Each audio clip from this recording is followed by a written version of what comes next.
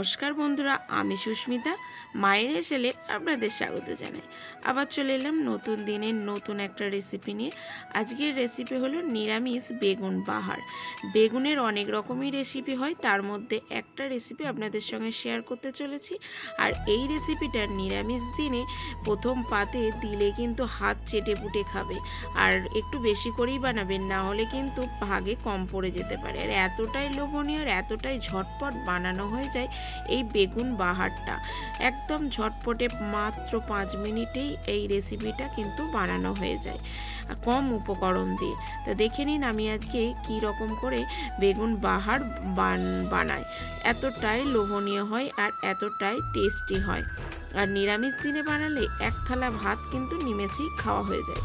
দেখুন এখানে আমি বেগুন নিয়েছি, একটা বেগুন নিয়েছি, বেশ কচি মতোই বেগুনটা কিন্তু সাদাই হোক কালো, যে কোনো বেগুন হলেই হবে। অবশ্যই আপনারা কচি দেখে নেবেন।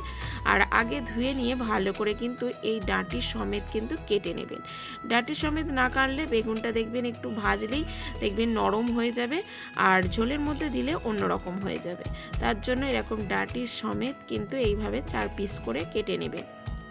কেটে নিয়ে ধুয়ে জল ঝরিয়ে ভালো করে নুন আর হলুদ দিয়ে ভালো করে এখানে মাখিয়ে নিতে হবে। আমি এই রেসিপিটাতে এই সময়ে কিন্তু যা হলুদ দেবো, পরে কিন্তু আর কোনো হলুদ ব্যবহার করব না। এইভাবে ভালো করে ডলে ডলে বেগুনটার গায়ে কিন্তু মাখিয়ে নিতে হবে। আপনারা এখানে কালো বেগুনও ব্যবহার করতে পারেন, যে কোনো বেগুন হলেই হবে, তবে কচি ভাব বেগুনটা হলেই কিন্তু এই রেসিপিটা বেশ ভালো লাগে। দেখুন ভালোভাবে বেগুনের গায়ে মাখানো হয়ে গেছে নুন আর হলুদটা। এবার আমি গ্যাসটাকে অন করে দিয়ে আমি একটা কড়াই চাপিয়ে দেব। আর কড়াইটা ভালো করে গরম করে নেওয়ার পর এখানে সর্ষের তেল দেব। এই রেসিপিটা সর্ষের তেলেই বানানোর চেষ্টা করবেন, তাহলে কিন্তু বেশ খেতে টেস্টি হয়। সাদা তেলে কিন্তু অতটা টেস্ট আসবে না। এবার তেলটাকে ভালো করে গরম করে নিয়ে খুন্তির সাহায্যে আমি পুরো কড়াইয়ের গায়ে এইভাবে মাখিয়ে নিলাম। মাখিয়ে নেওয়ার পর এবার আমি একে একে বেগুনগুলোকে ভেজে নেব। আর ভাজার সময় এখানে কিন্তু লো ফ্লেমে ভাজলে হবে না, বা ঢাকা দিলেও হবে না। এখানে হাই ফ্লেমেই বেগুনগুলোকে বেশ একটু উল্টে পাল্টে একটু লাল করে ভেজে নিতে হবে। আপনারা যদি ঢাকা দিয়ে বা লো ফ্লেমে এখানে করেন, তাহলে কিন্তু বেগুনটা বেশি নরম হয়ে যাবে, তাতে কিন্তু খেতে বেশ খুব একটা ভাল লাগে না। এবার যে পেস্টটা দেবো, সেই পেস্টটা হলো 1 চামচ হলুদ সর্ষে আর বেশ কিছুটা পোস্ত। এখানে পোস্তর পরিমাণটা একটু বেশি দেবেন। আর স্বাদ মতো এখানে কাঁচা লঙ্কা দিয়ে আমি শিলনোড়াতে পেস্ট করে নেব। শিলনোড়াতে বাড়লে কিন্তু সুন্দর একটা মসৃণ পেস্টটা বানানো যায়। দেখুন বেগুনগুলো বেশ ভাজা ভাজা হয়ে গেছে, উল্টে দিচ্ছি। আর এখানে কিন্তু আমি হাই ফ্লেমেই বেগুনগুলোকে ভেজে নিচ্ছি সুন্দরভাবে। হাই ফ্লেমে ভাজলে দেখবেন বেগুনগুলো বেশ খুব একটা নরম হয় না, বেশ দেখতে খুবই সুন্দর লাগে, কেননা পরে আবার একটু জল দিয়ে তো ফোটাতে হবে। এবার দেখুন বেগুনগুলো ভালো করেই ভাজা হয়ে গেছে। এবার তুলে রাখছি অন্য একটা পাত্রে। দেখুন কতটা সুন্দরভাবে বেগুনগুলো কিন্তু ভাজা হয়ে গেছে, দেখতে কতটা লোভনীয় হয়ে গেছে, কিন্তু ভেতর থেকে নরম হয়েছে, ওপর থেকে মনে হচ্ছে বেগুনটা সেইভাবে মনে হয় ভাজা হয়নি। এইভাবেই বেগুনটা ভেজে নিতে হবে। এবার ওই তেলের মধ্যেই আমি কালো জিরে ফোড়ন দিয়ে দেব। কালো জিরে ফোড়নটা ভালো করে এখানে ভেজে নেব। ভেজে নিয়ে এবার যে পেস্টটা তৈরি করেছিলাম সেই পেস্টটা দেবো। তার আগে আমি এখানে কালারের জন্য কাশ্মীর লঙ্কাটা আমি ডাইরেক্ট তেলের মধ্যে দিয়ে দিলাম, তাতে কিন্তু কালারটা খুব সুন্দর আসবে। এইভাবে কালারটা আপনারা এই কাশ্মীর লঙ্কাটা দিতেও পারেন, নাও দিতে পারেন, কোনো ব্যাপার নয়। এটা জাস্ট কালারের জন্য আমি কাশ্মীর লঙ্কাটা ব্যবহার করেছি।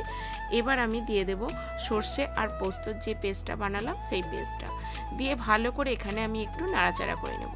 সর্ষে কোনো দিন কিন্তু আপনারা তেলে ডাইরেক্ট দিয়ে কষবেন না, তাতে কিন্তু সর্ষের যে একটা তেতো ভাব চলে আসবে। আমি এবার ভালো করে জলের স্বাদ মতো এখানে লবণটা দিয়ে দিলাম। দিয়ে ভালো করে এইভাবেই কিন্তু একটু কষিয়ে নেব। জল দিয়ে কিন্তু আমি কষাচ্ছি, যাতে যে পোস্তর একটা কাঁচা গন্ধ আছে সেই গন্ধটা কিন্তু কেটে যাবে এইভাবে কষে নিলে। এবার আরেকটু জল দিয়ে আমি ভালো করে ফুটিয়ে নেব। ফুটিয়ে নেওয়ার পর কিন্তু আমি বেগুনটা দেব। জাস্ট 1 মিনিট এইভাবে কিন্তু ফুটে যেতে হবে, তাহলেই কিন্তু সর্ষে আর পোস্তর যে কাঁচা গন্ধটা সেই কাঁচটা কিন্তু চলে যাবে। এবার দিয়ে দিলাম ভেজে রাখা বেগুনটাও এইভাবেই দিয়ে আমি 1 মিনিটের মতো ঢাকা চাপা দিয়ে রেখে দেব, জাস্ট একটু মিডিয়াম ফ্লেমে এইভাবেই ফুটিয়ে নেব 1 থেকে 2 মিনিট, যাতে একটু বেগুনটা নরম হয়ে আসে। তো আমি 1 থেকে 2 মিনিট পর ফিরে আসছি। দেখুন কালারটা কত সুন্দর বার হয়েছে। আমি ঢাকা দেওয়ার ওপর থেকে আপনাদের দেখাচ্ছি, আপনারা দেখলেই বুঝতে পারবেন। দেখুন ঢাকা খুলে আপনাদের দেখাচ্ছি কতটা লোভনীয় হয়েছে। একটা সিম্পল রান্না আপনারা যদি যত্ন সহকারে ভালো করে রান্নাটা করতে চান তাহলে এইভাবে একবার বানিয়ে দেখুন, অসম্ভব সুন্দর লাগে। খুব উপকরণ কম দিয়ে এইভাবে রান্না করলে খেতেও কিন্তু কোনো অগুণ হয় না, তাতে কিন্তু খেতে বেশ ভালো লাগে। দেখুন এবার কিছুটা ধনে পাতা এইভাবে কুচো করে নিয়ে আমি উপর থেকে দিয়ে দিলাম। দিয়ে সব কিছু ভালো করে নাড়াচাড়া করে নিয়ে আমি একটু কাঁচা তেল এখানে দিয়ে দেব, যাতে যে সর্ষের একটা কাঁচা সর্ষের তেল দিয়ে দিলে কিন্তু এর টেস্টটা আরও দ্বিগুণ বেড়ে যায়। অবশ্যই এইভাবে বানিয়ে খেয়ে দেখবেন, অসম্ভব সুন্দর লাগে। ভালো করে দেখুন এখানে নাড়াচাড়া করে নিচ্ছে আর কালারটা কতটা লোভনীয় হয়েছে আপনারা ভালো করে লক্ষ্য করলেই দেখতে পাবেন। আর বেগুনটাও কিন্তু একদম নরম হয়ে গেছে। খুব জোরে জোরে এখানে নাড়াচাড়া করবেন না, তাতে কিন্তু বেগুনটা পুরো খোসা থেকে খুলে যেতে পারে, দেখতেও খারাপ লাগবে।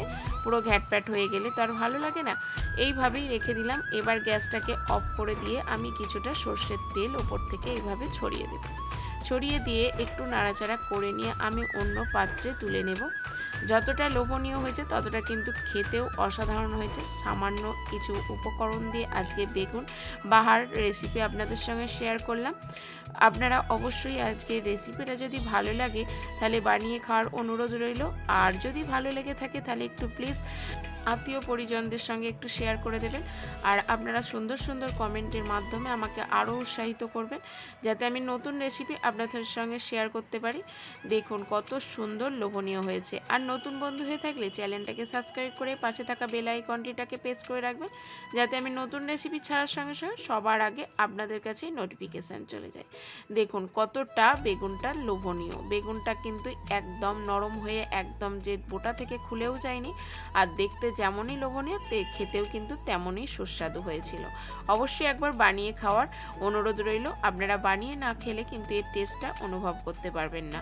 আর সম্পূর্ণ ভিডিওটা দেখার জন্য ধন্যবাদ। ভালো থাকবেন, সুস্থ থাকবেন। দেখা হচ্ছে পরের কোনো রেসিপিতে।